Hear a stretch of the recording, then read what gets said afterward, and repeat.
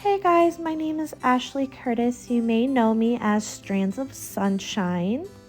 I figured what better way of starting off an amazing cosmetology career to kind of go back to the fundamentals of hair and kind of go back to where we all started, and that would be basic color theory. It's super exciting but boring information, I know, but become a really great colorist. It's important to understand both the science and art of using color.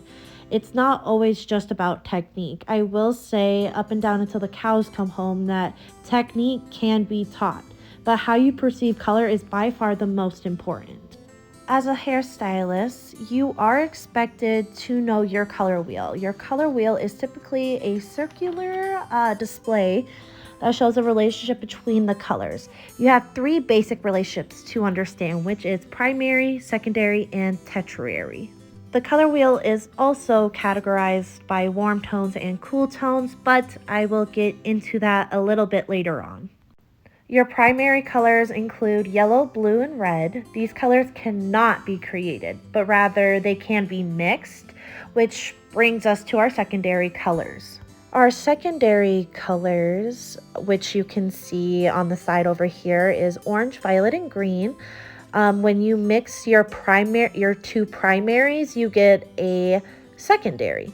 So for instance, if you were to break this into science or let alone just math in general, you would take half of each primary to make your secondary. So for instance, you would take half yellow to half red to make 100% orange. And so on and so forth. I could sit here and tell you the secondaries, but obviously, as you can see, located off to the side, how they are created. Last but certainly not least is your tertiary colors. These include a mixture of your primary and your secondary. These colors include yellow orange, red violet, blue green, and as well as yellow green.